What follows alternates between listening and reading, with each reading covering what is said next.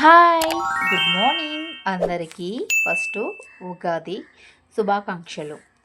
మనం ఈరోజు ఉగాది రోజు చేసుకునే పూజ, అలాగే మన షడ్రుచుల 6 రుచుల కలయిక ఉగాది పచ్చడి చేసుకోబోతున్నాం అనమాట. ఫస్ట్ మనం పూజ చేసుకుందామా?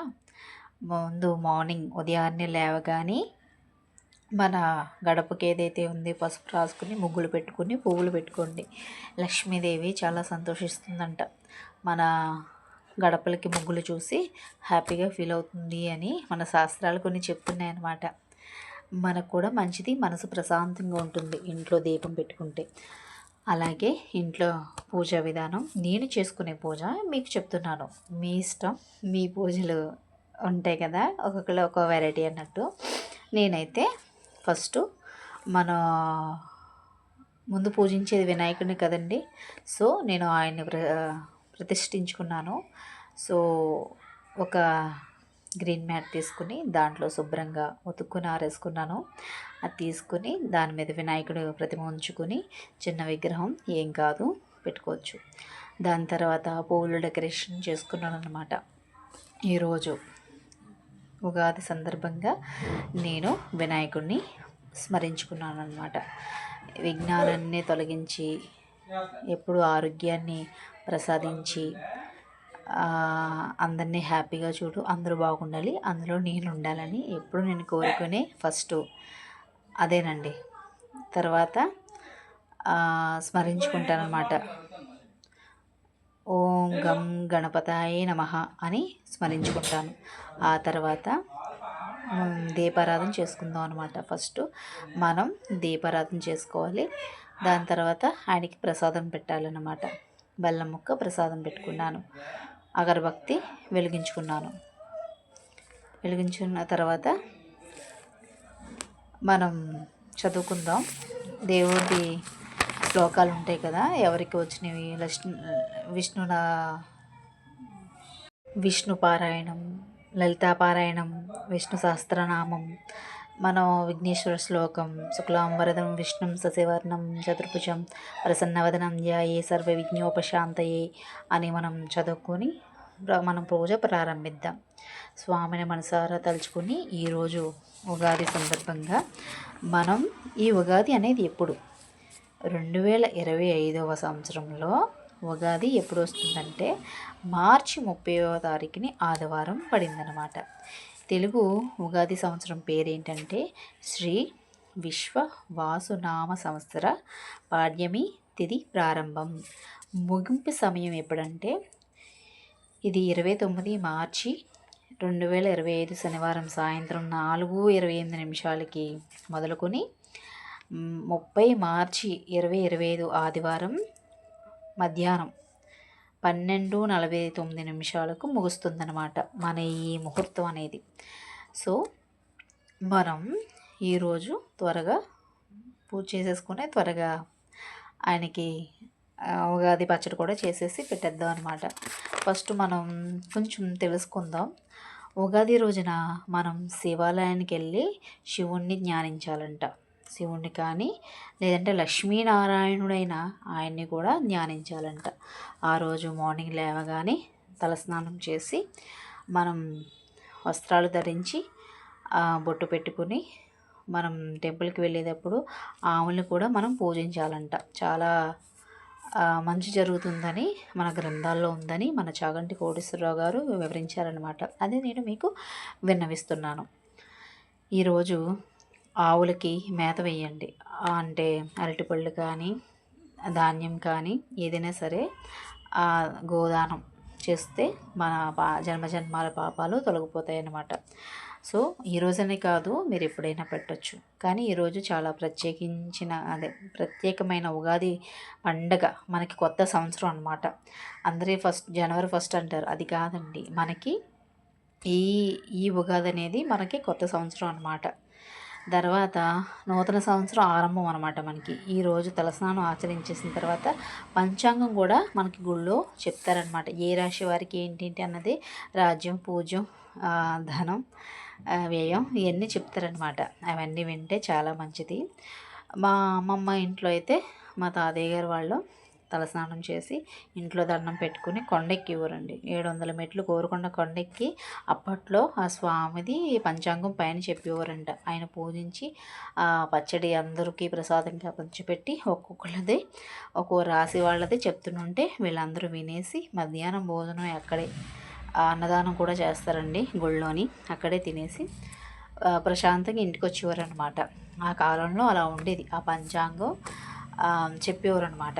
అంత ఇంట్రెస్ట్గా. ఇప్పుడంటే టీవీలో వచ్చేసినాయండి, ఎవరు అంత వెళ్ళట్లేదు, అన్నీ టీవీలోనే అయిపోతున్నాయి అన్నమాట. సో ఈరోజు మనల్ని, ఈ ప్రపంచాన్ని, ఈ భూమండలాన్ని రక్షించేది అమ్మ, ఆ జగదాంబ, ఆ భవాని, ఆ పార్వతీ పరమేశ్వరులే కదండి. ఫస్ట్ వాళ్ళని మనం దర్శించుకోవాలండి. మన ఈ జన్మ సార్థకం చేయ స్వామి అని వాళ్ళిద్దరినీ మనం దర్శించుకోవాలన్నమాట. ఈ జన్మకి ఆ తల్లిదండ్రులు ఆయననండి. ఆ లక్ష్మీదేవి, నారాయణుడు, పార్వతీ పరమేశ్వరులు వాళ్ళన్నమాట మనకి మెయిన్. సో ఆ గుడికి వెళ్ళి మనం శివాలయానికి కానీ నారాయణ క్షేత్రానికి కానీ వెళ్ళి మనం దర్శించుకోవాలి. 3 సార్లు ప్రదక్షిణ చేసి ఆ స్వామిని మనస్ఫూర్తిగా దర్శించుకోవాలన్నమాట. ఉగాది కొత్త సంవత్సరానికి నాంది ఈరోజే. 2 సంవత్సరాల పదాల కలియిక ఏర్పడింది. యుగ అంటే సగం అన్నమాట. ఆది అంటే మొదలని. ఒక సగానికి మొదలు ఒక అర్థం. యుగ అనే పదానికి ఇంకొక అర్థం నక్షత్ర గమనం, తిరిగి మొదలని అనడం అంటారనమాట. నక్షత్ర గమనం అంట ఈ రోజు నుంచి మనకి స్టార్ట్ అనమాట. ఈరోజు మనం 6 రుచులు ఏంటంటే తీపి, పులుపు, కారం, చేదు, వగరు, ఉప్పు అన్నీ కలిపిన షడ్రుచులే కలిగే మన ఈ ఉగాది పచ్చడి అన్నమాట. తీపి అంటే అంటే బాధ, కష్టం, సుఖం, నవరసాలు ఉంటాయి చూడండి జీవితంలో, అవి మనకి ఇవన్నమాట. ఈ పచ్చడి తీసుకుని నోట్లో వేసుకుంటే మనకి చేదనిపిస్తే కొంచెం తెలిసిపోద్ది కదా మనకి, కారం అనిపిస్తే కొంచెం ఇదని, తీపి అనిపిస్తే అమ్మ లైఫ్ బాగుందని, అలాంటివి మనకి కొన్ని తెలిసిపోతాయి అన్నమాట.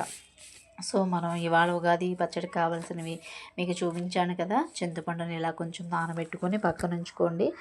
దాన్ని ఇలా పిసకాలన్నమాట. మనం చేత్తో చేసుకుంటే మన ఈ 5 వేళ్ళు అనేది పులుసులోనమాట బాగా పిసికి పక్కన పెట్టుకోవాలి. మనం చేత్తోనే చేస్తాం ఈరోజు పచ్చడి అంతాని.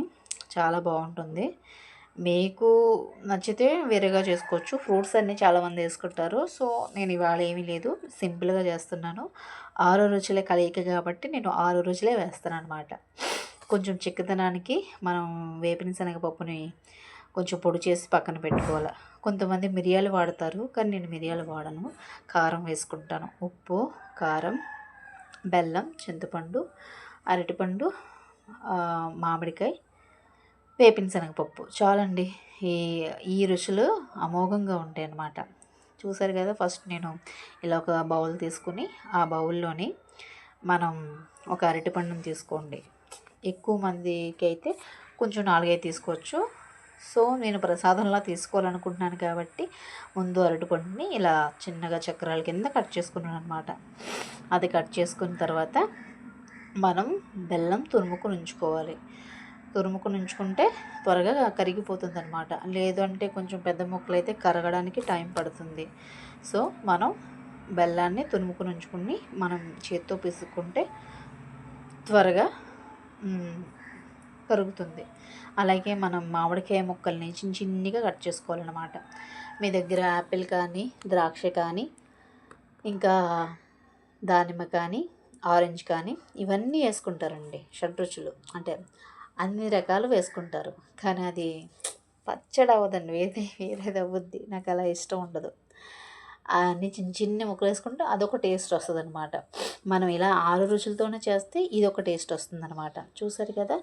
నేను అరటిపండు వేసి, తర్వాత మామిడి ముక్కలు వేసి, దాని తర్వాత వేపిన శనగపప్పు కొంచెం బరకగా గ్రైండ్ చేసుకున్నాను, అది కూడా వేసి దాంట్లో కొంచెం ఉప్పు, కొంచెం కారం, ఇంకా బెల్లం ముక్క చూసారు కదా. నావి చిన్న కుందులు మాదిరి ఉంటుంది సైజు. మనం తురుముకుంటున్నాం అనమాట. ఎంతలా అంటే చిన్నగా మనం పిసికి నీళ్ళు పోస్తే కరిగిపోవాలన్నమాట. అంతలా తురుముకోవాలి. తురుముకుంటూ ఉంటే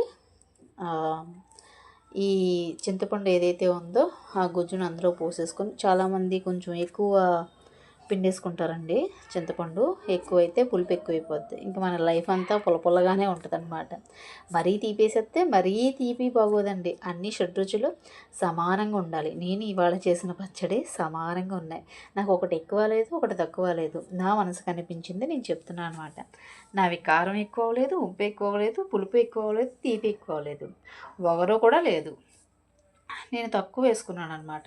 ఇప్పుడు మన ఇది ఉంది కదా, వేపాకు పువ్వు, దాన్ని ఫ్రెష్గా తెచ్చుకుని ఆ రేఖలు మన చేతితో నలపాలన్నమాట. నలిపి ఆ రేఖలు మట్టికే కొంచెం తీసుకోవాలి. మరీ ఎక్కువ తీసుకుంటే అది వగరు ఎక్కువ ఉంటుంది. ఆ వగరు ఎక్కువ ఉంటే మనం తినలేమండి, అసలు పెట్టుకోలేము. మన వేప ఏంటంటే మనలో ఉన్న కడుపులో ఉన్న చెత్తనంతా బయటకు తోసేస్తుంది. సో అది వేప అన్నది కూడా మనకి చాలా మంచిదన్నమాట. మనం రోజు తినలేం కాబట్టి ఇలా పండగ సందర్భంగా మన పెద్దలు ఏదైతే చెప్పారో అది ఆచరించడం మంచిది. ఏదైనా పెద్దలు మన మంచిగా చెప్తారండి, అదే మనం ఆచరిస్తాం. సో మనం రేఖలు ఇంకా చూసారు కదా, నేను ఓన్లీ పువ్వుల రేఖల మట్టికే తీసేసుకుంటున్నాను. నాకు ఎక్కువ అవసరం లేదు, తక్కువ క్వాంటిటీ బట్టి ఉంటుందన్నమాట. నేను తక్కువ చేసుకుంటున్నాను కాబట్టి తక్కువ వేసుకున్నాను. ఎక్కువ చేసుకుంటే కొంచెం ఎక్కువైనా పర్లేదు, మరి ఎక్కువ వేసుకుంటే చేదవుతుందనమాట. సో అన్నీ వేసుకున్న తర్వాత నేను ఇలా వేసుకుని కలిపి దేవుడికి నైవేద్యం కింద పెట్టి మీరు నోట్లో వేసుకుని చెప్పండి.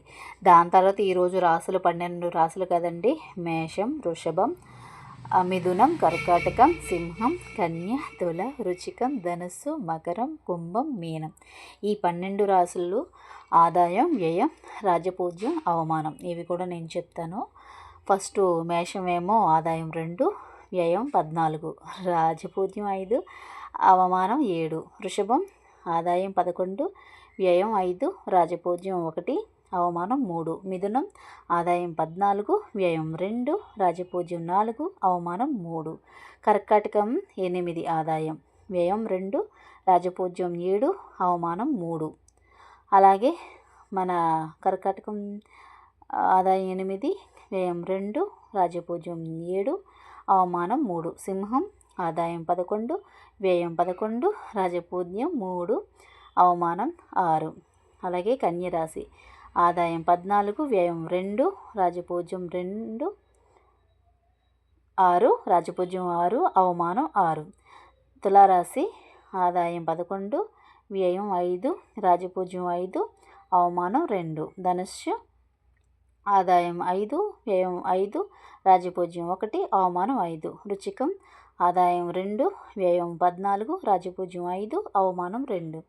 మకరం ఆదాయం 8, వ్యయం 14, రాజపూజ్యం 4, అవమానం 5. కుంభం ఆదాయం 8, వ్యయం 14, రాజపూజ్యం 4, అవమానం 5. మిథునం ఆదాయం 3, వ్యయం 5, రాజపూజ్యం 3.